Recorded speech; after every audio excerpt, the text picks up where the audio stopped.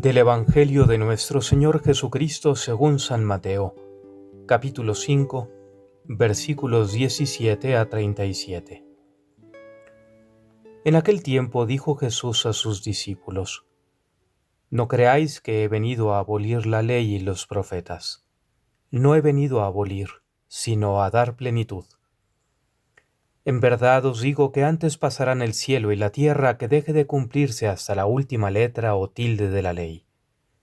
El que se salte uno solo de los preceptos menos importantes y se lo enseñe así a los hombres, será el menos importante en el reino de los cielos. Pero quien los cumpla y enseñe será grande en el reino de los cielos. Porque si vuestra justicia no es mayor que la de los escribas y fariseos, no entraréis en el reino de los cielos. Habéis oído que se dijo a los antiguos: No matarás, y el que mate será reo de juicio. Pero yo os digo, todo el que se deja llevar de la cólera contra su hermano será procesado. Y si uno llama a su hermano imbécil, tendrá que comparecer ante el Sanedrín, y si lo llama necio, merece la condena de la gehenna del fuego. Por tanto, si cuando vas a presentar tu ofrenda sobre el altar te acuerdas allí mismo de que tu hermano tiene quejas contra ti, deja allí tu ofrenda ante el altar, y vete primero a reconciliarte con tu hermano, y entonces vuelve a presentar tu ofrenda.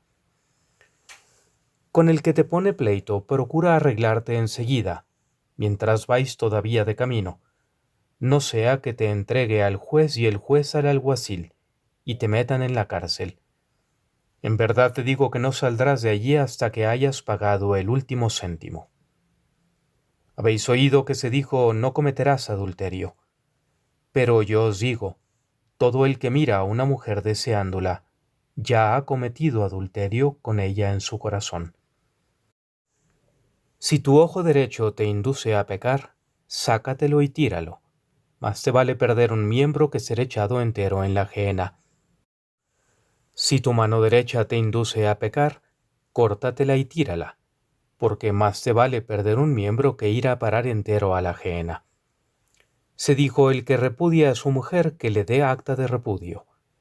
Pero yo os digo que si uno repudia a su mujer, no hablo de unión ilegítima, la induce a cometer adulterio, y el que se casa con la repudiada comete adulterio. También habéis oído que se dijo a los antiguos: No jurarás en falso, y cumplirás tus juramentos al Señor. Pero yo os digo que no juréis en absoluto, ni por el cielo, que es el trono de Dios, ni por la tierra, que es estrado de sus pies, ni por Jerusalén, que es la ciudad del gran rey. Ni jures por tu cabeza, pues no puedes volver blanco o negro un solo cabello. Que vuestro hablar sea sí, sí, no, no. Lo que pasa de ahí viene del maligno.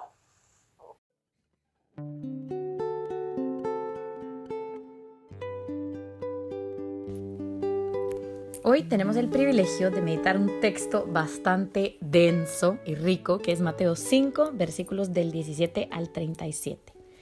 Personalmente es uno de mis pasajes favoritos porque nos recuerda una figura de Jesucristo que muchas veces olvidamos. Y para esto, para entender esa figura, necesito que regresemos al Antiguo Testamento a analizar su estructura. Dentro de nuestro canon, el canon de la Iglesia Católica, los libros del Antiguo Testamento están organizados en 4 grupos. El primero es la Torá o el Pentateuco, que es del Génesis al Deuteronomio. Y la figura principal de estos libros es el sacerdote. Luego, la segunda parte son los libros históricos, que van desde Josué hasta el segundo libro de Macabeos. Y el personaje más importante en este grupo es el rey. Entonces vamos primero el sacerdote, luego el rey. Y luego viene este tercer grupo que muchas veces olvidamos, que son los libros de sabiduría, que van desde Job hasta Sirásida o Eclesiástico, en donde la figura principal de estos libros es el sabio. Y luego el cuarto grupo es el libro de los libros de los profetas, que van desde Isaías hasta Malaquías, en donde obviamente la figura principal es el profeta. ¿Por qué estamos reflexionando sobre esto? Los libros de sabiduría son bastante diferentes a los otros 3 grupos. En los otros tres grupos nosotros vemos eventos trascendentales, historias de gente famosa, vemos historias increíbles. Y sin embargo, cuando llegamos a los libros de sabiduría, con excepción de Job, que es una historia, vemos algo bastante simple.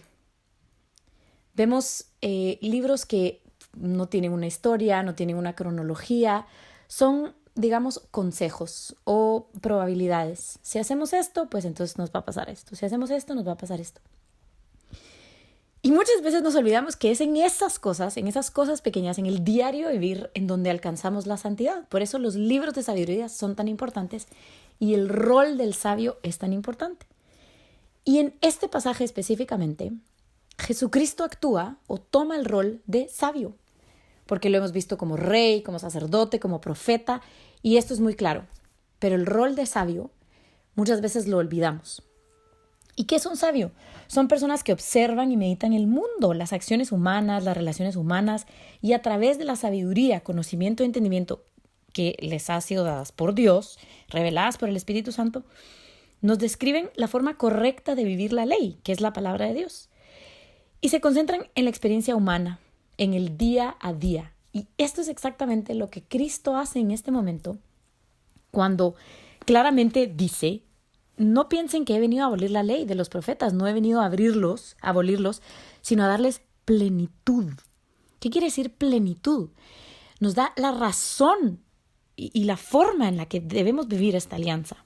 En verdad les digo que mientras no pasen el cielo y la tierra, de la ley no pasará ni la más pequeña letra o trazo hasta que todo se cumpla. Importantísimo. Jesús menciona la ley. Jesús nos recuerda que la antigua alianza y la nueva alianza no son realidades contrarias, como muchas veces pensamos, que el Nuevo Testamento vino a abolir el Antiguo Testamento y que ahora ya no es así y que es un Dios diferente, porque el Dios del Antiguo Testamento era un Dios enojado y en este es un Dios misericordioso. Claro que no. Eso solo evidencia que no hemos leído o entendido el Antiguo Testamento. Sino que Cristo lo que hace en este momento es presentarnos la razón y la forma de vivir en esa alianza con Dios, porque Él es esa alianza. Es la personificación de la sabiduría. Es el sabio. Que como dice Proverbios 1, versículo 7, el temor del Señor es el principio del saber, y los necios desprecian la sabiduría y la instrucción.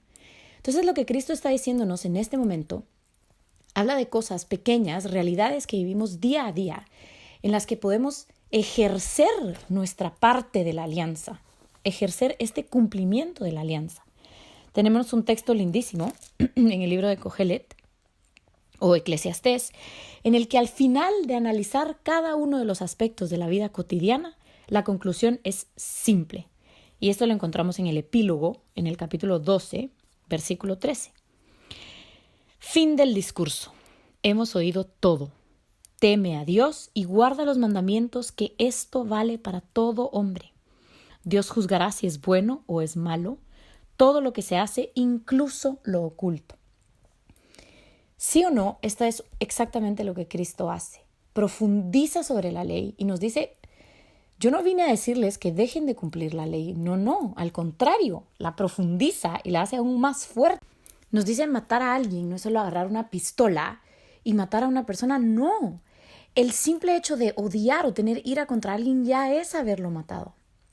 Entonces, lo que Cristo viene a hacer en este momento es decirnos: medita, sé un sabio, pide al Espíritu Santo sabiduría, entendimiento y conocimiento de la palabra de Dios para poder vivir en el día a día esta alianza. Esta es la nueva alianza.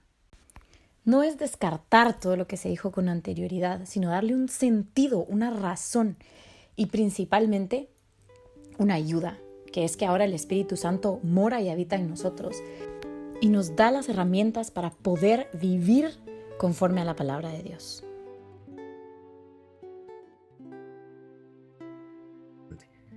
Ya en una cápsula previa hablamos del vínculo profundo que hay entre el Espíritu Santo y la palabra de Dios, y allí quedaron sentadas las bases para comprender el sentido y el valor decisivo de la tradición viva y las sagradas escrituras en la Iglesia. Este tema de la tradición nos permite ver cómo el Espíritu Santo sigue trabajando.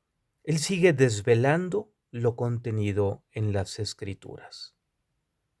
Jesucristo mandó a los apóstoles a predicar a todos los hombres el Evangelio, y este mandato de Jesucristo se cumplió fielmente, porque los apóstoles con su predicación, sus ejemplos, sus instituciones, transmitieron de palabra lo que habían aprendido de las obras y palabras de Cristo, y lo que el Espíritu Santo les enseñó.